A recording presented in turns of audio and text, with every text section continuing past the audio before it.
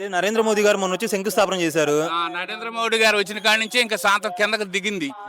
అంతకు మొదలైతే కొంచెం పర్వాలేదు, రన్నింగ్ లేని. ఇప్పుడైతే అది రన్నింగ్ అంతగా రన్నింగ్ లేవు. ప్లాట్లన్నీ కిందకు పండుకున్నాయి. అంతగా అడిగిన వాళ్ళు లేడు. ముందర ఇవాళ ప్లాట్లు డెవలప్ చేయకుండా ఏం లేకుండా కొనుక్కున్నప్పుడు నీ బొట్టు ఉన్నాడు 50,000 పెట్టి గజంగా 50,000 పెట్టి కొనుక్కొని ఏం చేస్తాడా? ఏడ కంపమంటలు బీకలా ఇంతవరకు. పీకేమని చెప్పంటున్నారు కదా, 90 కోట్లు ఏమో అయిందని చెప్పంటున్నారు కదా. పాలెం పరిధిలో ఎక్కడ ఒక మంట కూడా బీకలా. అంతే, పైన రోడ్లు చేస్తున్నాం అవి చేస్తున్నాం అంటున్నారు కానీ చేసినవి లేవు, ఏమి లేవు. మాటలు చెప్పడం వరకే కానీ పనులు అయితే ఆడలేవు.